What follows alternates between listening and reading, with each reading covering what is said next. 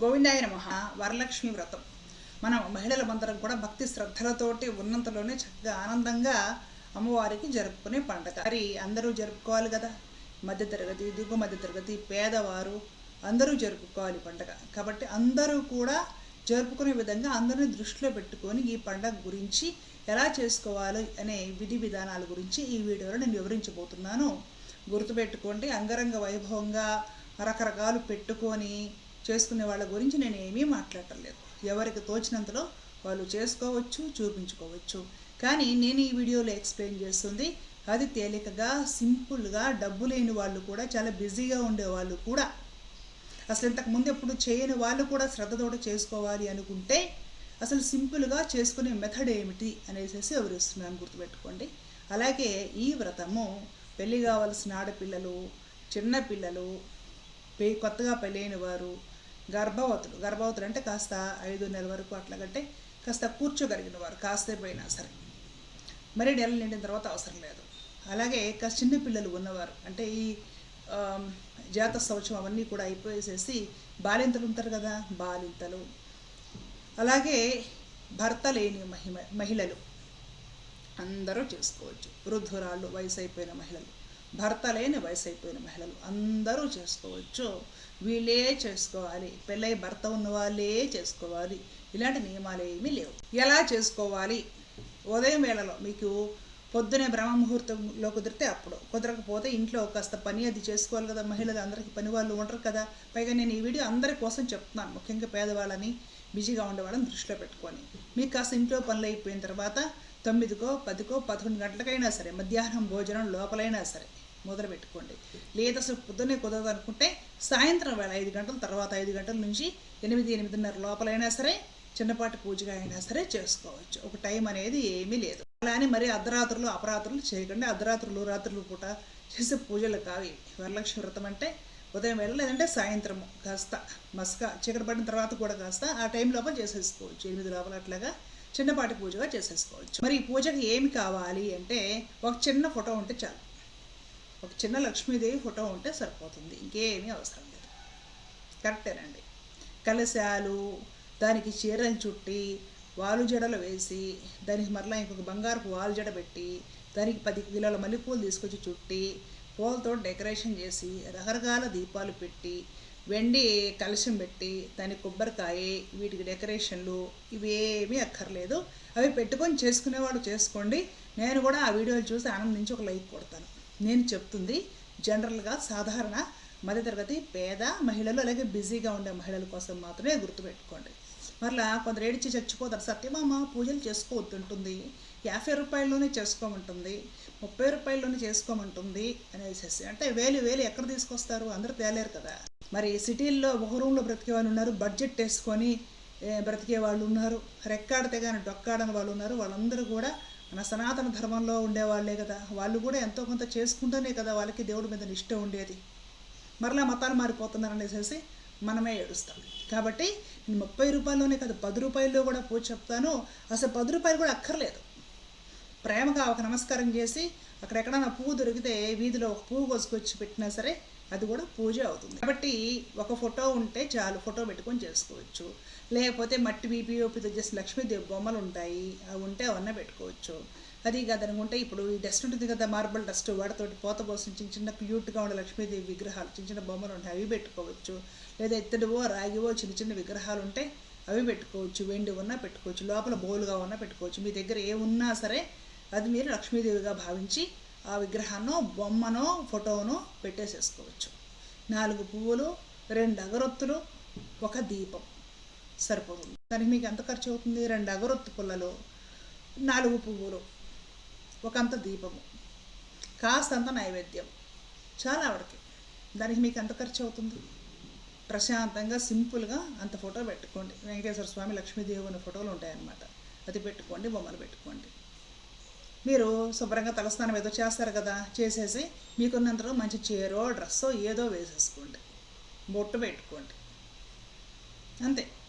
చక్కగా ఫోటో పెట్టేసేసుకొని 2 పుష్పాలు, అంత అగరొత్తులు, అంత దీపము అమ్మవారికి పెట్టేసేసి కొంచెం అంత పసుపు కుంకుమ అమ్మవారికి చూపించండి.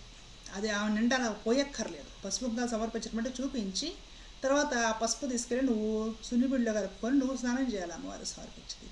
అమ్మవారికి సమర్పించిన కుంకుమ తీసుకొచ్చి నీ కుంకుమ డబ్బాలో వేసుకొని నువ్వు బొట్టు పెట్టుకోవాలి. అన్నీ ఆమె నిండా పోసేసి తీసుకెళ్ళి పారబోయడానికి కాదు. సమర్పణ అంటే ఆమెకు అలా చూపించి, అమ్మ నీకు చూపించి నీ ప్రసాదంగా తీసుకొని నేను ప్రసాదంగా ధరిస్తున్నాను. సమర్పణ అంటే అది మొత్తం ఆవిడ మీద చించి ప్యాకెట్లు పోసేసి అడేదో బలి జరిగిందా ఇంకేదైనా జరిగిందా అన్నట్లుగా తయారు చేయడం కాదు పూజ గది. ప్రశాంతంగా మీకు వచ్చినంతలో ఏదో ఒకటి శ్రేయ నమః, మహాలక్ష్మి నమః, కమలాయ నమః ఇట్లాగేవో ద్వాదశ నామావళి, మీకు ఇంకా వస్తే అష్టోత్తర నామావళి, లేకపోతే ఈ అష్టోత్తరం చదువుకోవడము, లేదంటే ఏదైనా లక్ష్మీ అష్టకమో ఏదో ఒకటి లక్ష్మీదేవి స్తోత్రము అన్నీ చదవాలని లేదు. మీకు ఏదొచ్చో మీకు ఎంత టైం ఉందో శ్రద్ధగా మనసు పెట్టి అమ్మవారి మీద అమ్మవారి పాదాల మీద ఆమెను ధ్యానిస్తూ ఆ 12 నామాలు చదివినా సరే సరిపోతుంది. ఆవిడని ధ్యానించకుండా పుస్తకం మొత్తం మీరు చదివేసినా కూడా ఏదో చదివిన ఆయాసానికి అంత పుణ్యం వస్తుంది తప్ప అదేమీ గొప్ప విషయం కాదు, మీకు సాధనకు ఉపకరించే విషయం కాదు, గుర్తుపెట్టుకోండి. నైవేద్యానికి ఏదైనా మీ దగ్గర ఏముందో అది, మీరు ఏదైనా పాయసం చేయగలరా మీకు ఒప్పుకోండి, పాయసం నివేదన పెట్టండి. పాయసం చేయలేరా, అన్నంలో అంత పెరుగు కలిపేసి పెరుగును నివేదన పెట్టండి. అది కూడా చేయలేరా, అటుకులు బెల్లం పెట్టండి అమ్మవారికి. అది కూడా లేదా, బెల్లం మొక్క పెట్టేయండి అమ్మవారికి. అంతే, మీ దగ్గర ఏముందో పవిత్రంగా అదే తెచ్చి పట్టుకొచ్చి ఆ ముందు పెట్టండి. అట్టహాసంగా ఆడంబరంగా చేస్తేనే ఆవిడ దిగొస్తుంది అనుకోకండి. ఎందుకంటే మనం ఎంత ఆడంబరం చూపించినా అసలు ఆడంబరాలు కూడా అదిరిపోయే వైకుంఠానికి ఆ మహారాజ్ని, ఈ జగత్తులు మొత్తానికి కన్న తల్లి ఆవిడ. ఎంత ఆడంబరం చూపిస్తే ఆవిడ ఆశపడుతుంది ఆలోచించండి. అట్లని బాగా డబ్బున్న వాళ్ళు పిసినార్తనం చూపించి చిన్న ఫోటోకి బెల్లం మొక్క పెడితే అది తప్పు. డబ్బున్న వాళ్ళు పిసినార్తనం చూపించకండి. నేను ఎటొచ్చి చెబుతుంది మామూలుగా ఏదో పాపం పేద సాదా మధ్య తరగతి వాళ్ళు చేసుకునే వాళ్ళ కోసం చెప్తున్నాను అనమాట. మీకు సింపుల్గా చేసుకోండి. మరి కలశాలు పెట్టాలి కదండి అంటారు మీరు ఆటోమేటిక్గా. లక్ష్మీదేవి వ్రతం అంటే కలశాలు గుర్తొస్తాయి మనకు. కలశం కాన్సెప్ట్ ఏంటంటే పాత రోజుల్లో అందరికీ కూడా ఏదైనా ఒక వ్రతము నోము వేసుకోవాలంటే ఫోటోలు కూడా ఉండేవి కాదు, చిత్రపటాలు. ఇప్పుడు అందరికీ ఫోటోలు, విగ్రహాలు, బొమ్మలు రకరకాలు దొరుకుతున్నాయి కదా. ఆ రోజుల్లో అవి ఏమి ఉండేవి కాదు. అప్పుడు వాళ్ళు ఏం చేసేవాళ్ళంటే ఈ ఒక కలశం రాగి చెంబు ఒకటి తీసుకొని రాగి చెంబులో నీళ్ళు ధాన్యమో ఏదో ఒకటి పోసేసి దానిపైన ఒక కొబ్బరికాయ పెట్టేసి దానికి ఒక రవికల మొక్క ఏదో పెట్టేసి దానిలో లక్ష్మీ స్వరూపంగా భావించేవాళ్ళు. అంటే కలశంలో నీళ్లు ఉంటాయి కదా, జలంలో లక్ష్మీదేవి ఆవాహన అయి ఉంటుంది అనమాట. ఆవిడ రాగి చెంబులోను జలంలోనూ ఉంటుంది కదా. సో అప్పుడు ఏం చేసేవాళ్ళంటే అది పెట్టేసేసుకొని దాన్ని లక్ష్మిగా భావించి పూజించేవాళ్ళు. ఫోటోలు విగ్రహాలు లేని రోజుల్లో కలశం పెట్టుకొని కలశమే లక్ష్మి అనుకొని పూజించేవాళ్ళు. ఇప్పుడు మనకి ఫోటోలు వచ్చినాక మనం ఏం చేయాలి, ఫోటోలు పెట్టుకుంటాము, విగ్రహాలు పెట్టుకుంటాం, మళ్ళా కలశం పెట్టాలి కదా అంటాం, అది పెట్టుకుంటాము, 10 రకాలు పెట్టాలి. ఇవి తయారు చేసుకోవడానికి సరిపోద్ది మరి ఇంకా టైం అంతా కూడా. కాబట్టి ఇవేమి లేని రోజుల్లో కలశం.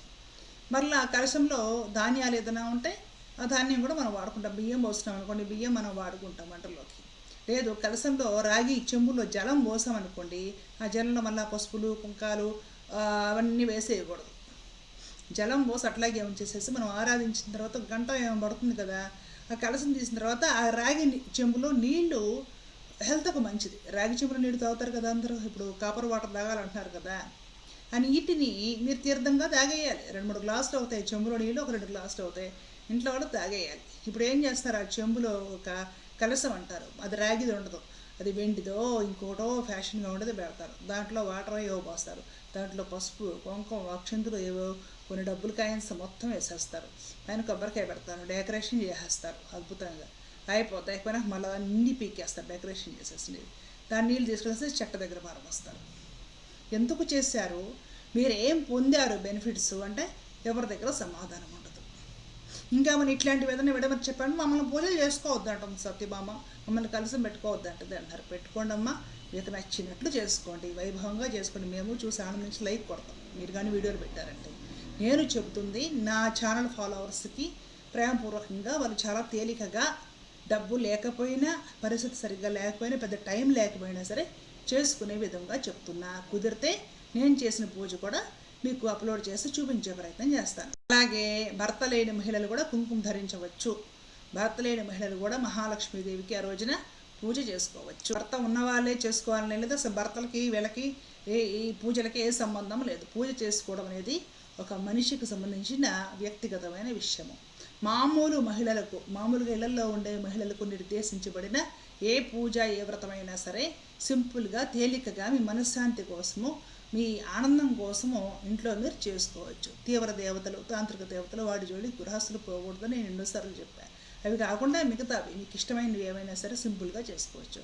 భర్త లేని మహిళలు కూడా ఇంట్లో వెంకటేశ్వర స్వామికి, లక్ష్మీదేవికి, గణపతికి, శివుడికి ఇట్లాంటి మామూలుగా ఒక సాత్వికమైన గృహ దేవతలు ఎవరైతే ఉంటారో వాళ్ళకి మీకు నచ్చిన విధానంలో మీకు నచ్చినంతసేపు మీకు తోచిన వాటితోటే హ్యాపీగా పూజ చేసుకొని మీరు మనశ్శాంతిని పొందవచ్చు. లేదనుకుంటే చక్కగా తులసి మొక్క ఉంటుంది కదా ఇళ్లలో, తులసే మహాలక్ష్మి. తులసి దగ్గర కూడా పూజ చేసుకుంటే లక్ష్మీదేవికి పూజ అయిపోయినట్లు.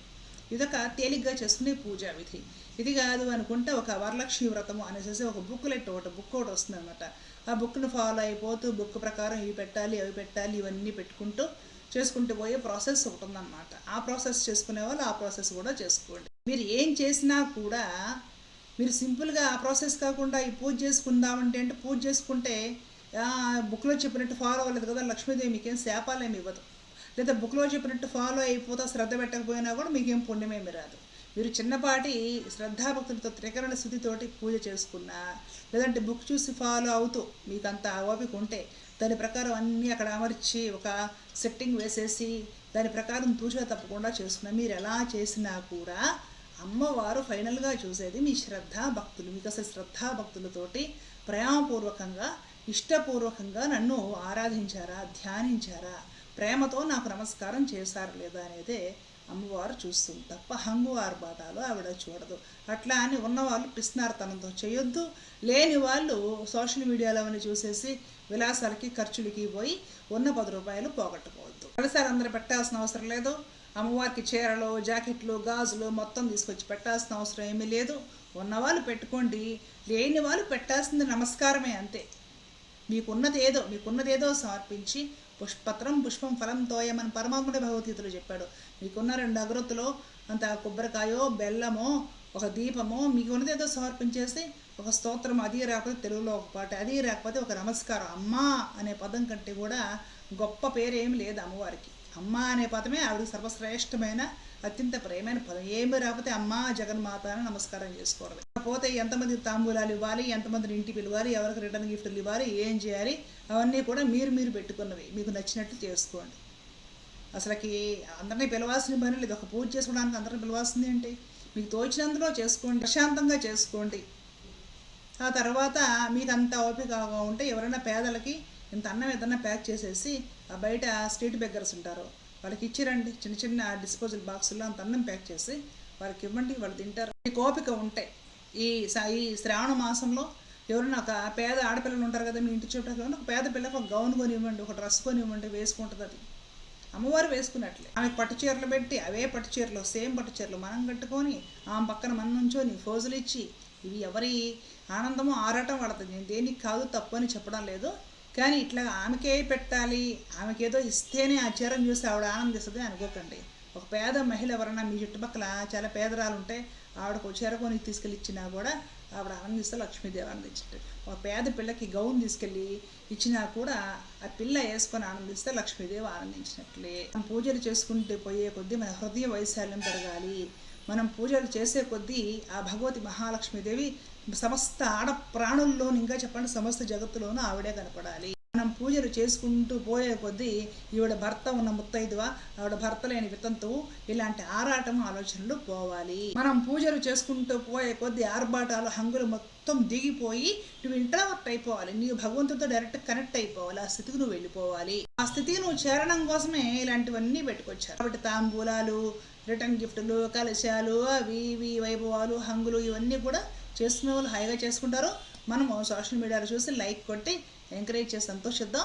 మనం మాత్రం పిండి కొద్దీ రెట్టాం. మనకి ఏముందో మన ఫోటోనో మన బొమ్మో మన తులసి మొక్కో ఏముందో దానికే నమస్కారం చేసుకున్నా సరే శ్రద్ధాభక్తులతోటి స్వార్థము లేకుండా అందరూ బాగుండాలని కోరుకొని మొత్తం అన్ని లోకమంతా బాగుండాలి, ప్రపంచమంతా శాంతియుతంగా ఉండాలి, గోమాతలు బాగుండాలి, ఆడపిల్లలు బాగుండాలి, అందరి కుటుంబాలు బాగుండాలి, ఏ ఆడపిల్ల ఏడవకూడదు అని ప్రేమతోటి అమ్మవారిని ప్రార్థించి నమస్కరిస్తే అమ్మవారు ఆ ప్రార్థనను సంతోషించి మనల్ని ఆశీస్సులు అందిస్తుంది మనకు. కాబట్టి స్వార్థం వదిలేసి అందరి కోసం అమ్మవారికి నమస్కారం చేసుకుందాము.